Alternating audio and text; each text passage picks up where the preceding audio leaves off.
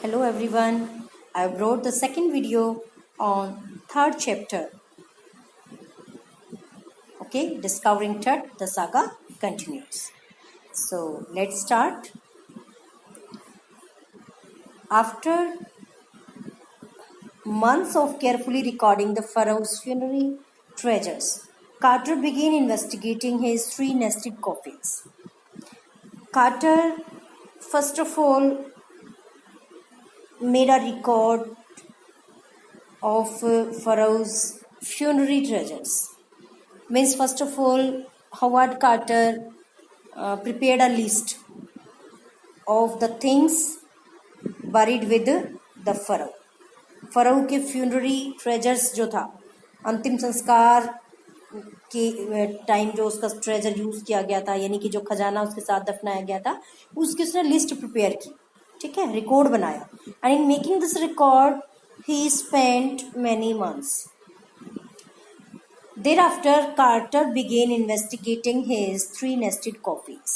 Thereafter, Howard Carter turned to three nested coffins. मतलब coffins भी कैसे थे? Three nested. एक के अंदर दूसरा coffin, दूसरे के अंदर तीसरा coffin. तो इस तरीके से, ठीक है. और आप याद रखिए, जो outer coffin था, that was mummy shaped, है ना, वो mummy shape का था. And Tut's face was gilded, और फेस जो था वो gilded था. ओके, तो उसकी इन्वेस्टिगेशन उसने शुरू कर दी रिकॉर्ड बनाने के बाद.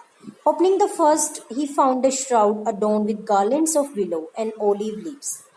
When he opened the first coffin, he came across a shroud. Shroud means winding sheet, कफन. तो उसको एक कफन मिला which was decorated, adorned होता है decorated, which was decorated with garlands of willow and olive leaves. I hope it is clear. When he opened the first coffin, he found a shroud. He saw a winding sheet, a shroud which was decorated with the garlands of willow and olive leaves. जो जैतून की पत्तियां होती हैं, और willow एक प्रकार का पेड़ होता है, तो उसकी पत्तियों की माला बना के इस माला से श्राउड को, कफन को सजाया गया था. ठीक है, तो ये उसको दिखाई दिया.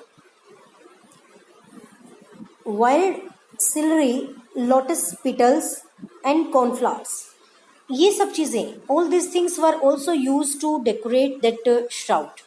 Olive leaves, willow leaves, wild celery, lotus temples, ये अजवाइन होती है. लोटस पिटल्स होती हैं लीव्स, पत्तियां, लोटस की पिटल्स, है ना. And cornflowers, the faded evidence of a burial in March और April. And it was a faint proof that the king was buried in March or April. Why? Because all these things were in great quantity at that time. So it was just a faint indication that he was buried in March or April. When he finally reached the mummy, though he ran into trouble. When he ultimately saw the mummy, he had to face a trouble. Okay. The ritual resins had hardened. Actually, the resins means the adhesive substance which was used to preserve the mummy had become solid, had become hardened. जो पारंपरिक जो resins use होता है, ritual means पारंपरिक, resins means जो adhesive substance, एक चिपकदार पदार्थ होता है. बेटा, मम्मी को प्रिजर्व करने के लिए एक एडहेसिव सब्सटेंस यूज किया जाता है. ठीक है, और ये समय के साथ हार्ड हो जाता है. तो क्या हुआ कि जो रिचुअल, जो पारंपरिक, जो एडहेसिव सब्सटेंस, जो चिपकाने वाली जो लेप था, वो हार्डन्ड हो गया था. सीमेंटिंग टट, जिसने टट को चिपका दिया था. सीमेंट होती है ना, चिपकाने का काम करती है सीमेंट, तो चिपका दिया था जिसने Tut to the bottom of his solid gold coffee. जिसने टट की मतलब मम्मी को और जो सॉलिड गोल्ड कॉफिन है उसकी बॉटम से चिपका दिया था. ठीक है, किसकी वजह से चिपक गया था? रेजिन्स की वजह से. And no amount of legitimate force could move them. Carter wrote later what was to be done. और अब no amount of legitimate means logical, ठीक है, no amount of logical force could move the coffin now. अब coffin को कोई हिला ही नहीं सकता था, क्योंकि कोफिन से चिपक गया था बिल्कुल जो टटकी मम्मी है वो। Carter wrote later what was to be done and Carter mentioned it sometimes later when his investigation was resented। क्या लिखा उसने कि what was to be done, he had no alternate, there was no way। okay, so what he should have done, क्या करना चाहिए था उसको, क्या कर सकता था, मतलब what could he do, इस तरीके से उसने बोला ये बात। The sun can beat down like a hammer this far south in Egypt, and Carter tried to use it to loosen the resins। Actually, in Egypt, there is blazing sunlight, बड़ी धूप तेज पड़ती है। Sun can beat down like, and the blow of the sun, the heat of the sun is just like the blow of a hammer। ठीक है, सन की जो मतलब blow है, प्रहार है, धूप है, वो एक हैमर की तरह होती है। हैमर होता है हथौड़ा, मतलब हम धूप में नहीं बैठ सकते बेटा ज़्यादा टाइम, है ना, गर्मियों में खासकर, तो उससे झुलस जाते हैं। उसकी सन की हीट बिल्कुल ऐसी हैमर के ब्लो की तरह, एक तरह से, ठीक है। And Carter try to use it to loosen the resin and Carter thought of using the sunlight to melt the resins. Loosen means loose करना, मेल्ट करना। वो जो रेजिन्स थी, जो एडेसिव सब्सटेंस था, उसको मेल्ट करने के लिए कार्टर ने सोचा क्यों ना उस कॉफिन को धूप में रख दिया जाए।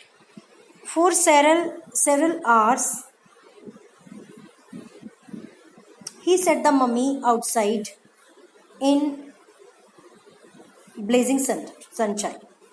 So he set the mummy in scorching sunlight that heated it to 149 degrees Fahrenheit, and which heated the coffin, which heated the mummy to 149 degrees Fahrenheit। ठीक है, इतने Fahrenheit पे इसको गर्म कर दिया। Nothing burst, but the blazing sunlight also did not have any effect on the resins। Nothing burst, nothing moved, कुछ भी नहीं ला धूप से, कोई फर्क नहीं पड़ा। He reported with scientific detachment that the consolidated material had to be chiseled away from beneath the limbs and trunk before it was possible to raise the king's remains। He later reported with scientific detachment, उसने थोड़ा scientific तरीके से हट करके, attachment होता है, detachment थोड़ा अलग, साइंटिफिक तरीके से अलग हट के उसने रिपोर्ट किया कि द कंसोलिडेटेड मटेरियल, कि जो कंसोलिडेटेड मटेरियल था, कंसोलिडेटेड फिक्स्ड सॉलिड, जो फिक्स्ड मटेरियल था, हैड टू बी चिजल्ड, कि उसको चिजल्ड अभी करना पड़ा। चिजल बेटा एक प्रकार का टूल होता है, छेनी जिसको हम बोलते हैं, ठीक है, छेनी। तो कंसोलिडेटेड मटेरियल को छेनी से तोड़ना पड़ा। From beneath the limbs and trunk, limbs क्या होते हैं, हाथ और पैर, हाथ और पैरों के नीचे से रेजिन्स को निकालने के लिए, तोड़ने के लिए चीजल्स का यूज करना पड़ा। Before it was possible to raise the king's remains, king's के रिमेन्स को वहां से निकालने से पहले ऐसा करना पड़ा, चीजल का यूज करना पड़ा, otherwise it was not possible. ठीक है।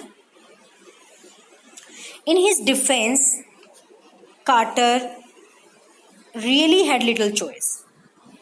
Later, his way of investigation was protested. है ना? The people protested that Carter's way was not scientific. Carter damaged the mummy. He left it in very bad condition. At that time, Carter had nothing to say in his defense. उस time quarter के पास कुछ भी नहीं था अपने defence में कहने के लिए, अपनी प्रोटेक्शन के लिए। ठीक है, तो ही हैड लिटिल चॉइस, उसके पास लिटिल चॉइस थी। If he had not cut the mummy free, तो ultimately what he answered, what he replied in his defence, अपने डिफेंस में उसने क्या रिप्लाई किया, देखते हैं. If he had not cut the mummy free, thieves most certainly would have circumvented the guards and ripped it apart to remove the gold. उसने बोला कि अगर मम्मी को वो मतलब काट के अगर वो फ्री नहीं करता तो थीव्स आते, है ना. Thieves most certainly would have circumvented means cheated. तो थीव्स जो है चीट करते गार्ड्स को, धोखा देते देते गार्ड्स को. एंड रिप्ड इट अपार्ट और इसको मतलब कि तोड़ करके अलग कर देती. रिप्ड इट अपार्ट, अपार्ट होता है अलग करना और रिप्ड का मतलब काट करके अलग करना. टू रिमूव द गोल्ड, क्यों काटते चोर उसको, गोल्ड को ले जाने के लिए.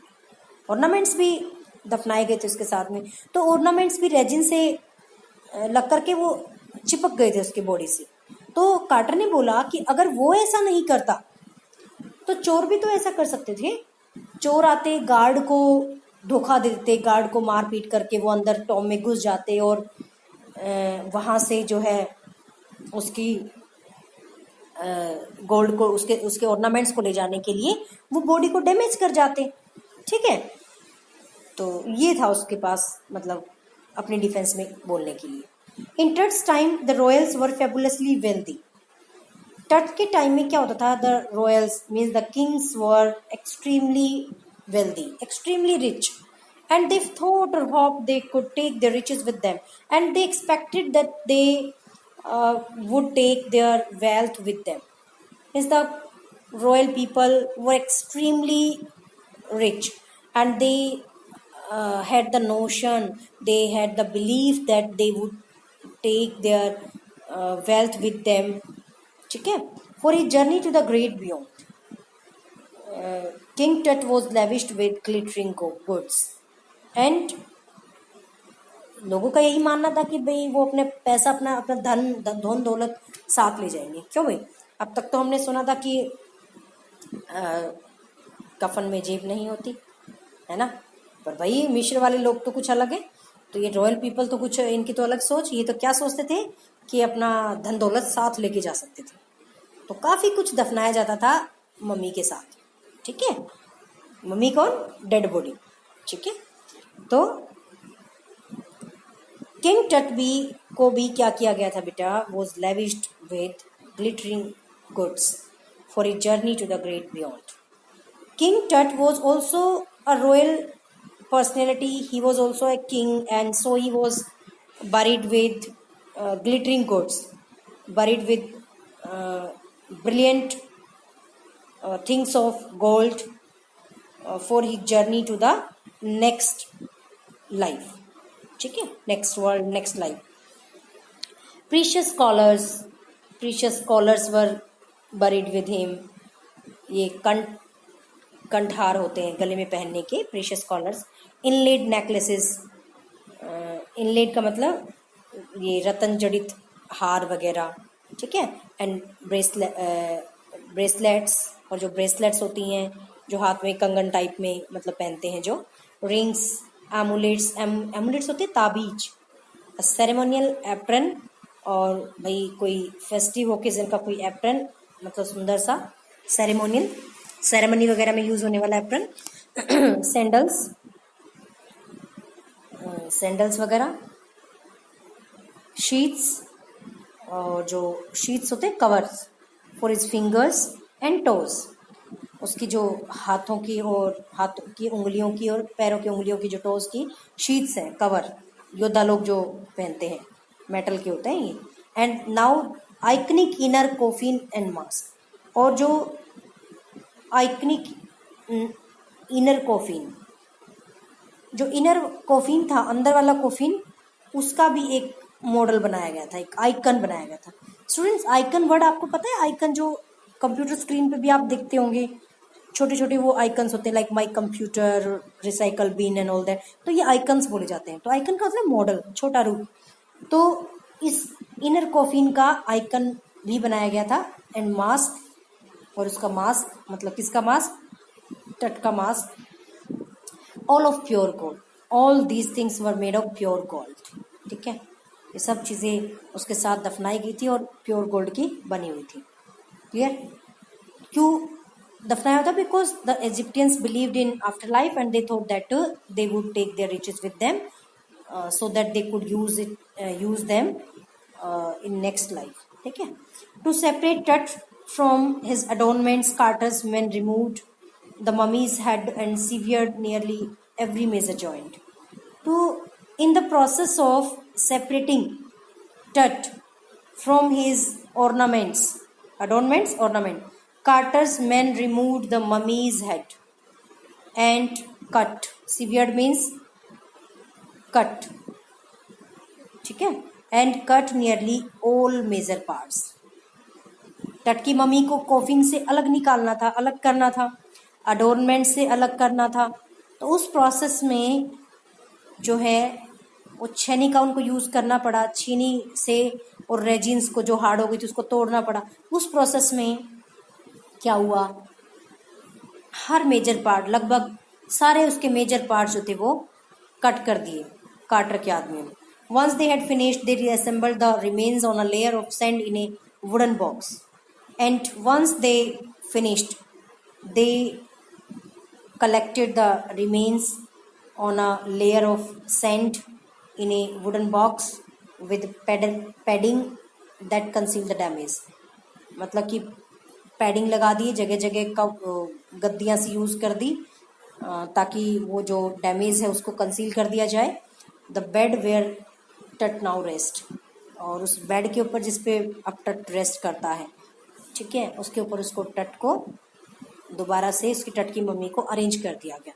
देखिए स्टूडेंट्स, उसको अलग करने की प्रोसेस में, गहनों से अलग करने की प्रोसेस में, कॉफिन से अलग करने की प्रोसेस में टट की मम्मी के नियरली मेजर पार्ट्स डैमेज हो गए, काट दिए कार्टर के आदमियों ने. अब उसको उन्होंने अपना काम जब खत्म किया उसके बाद वापस उस कॉफिन के अंदर मिट्टी की एक लेयर बनाई गई ताकि मिट्टी की लेयर के ऊपर वो जो पार्ट्स हैं मम्मी के, मतलब वो इधर उधर ना हो सके, थोड़ा अरेंज हो जाए. ठीक है, तो मिट्टी की एक लेयर बनाई, उसके ऊपर उसके वो रखे, मतलब बॉडी पार्ट्स, और जो है जहाँ पर भी कट थे वहाँ पर पैडिंग्स लगा लगा करके, यानी पट्टियाँ बांध बांध करके, ठीक है ना, पट्टियाँ बांध के वहाँ पर और उसको रख दिया गया. तो पैडिंग जो है पट्टियों के लिए. ठीक है. Thank you students.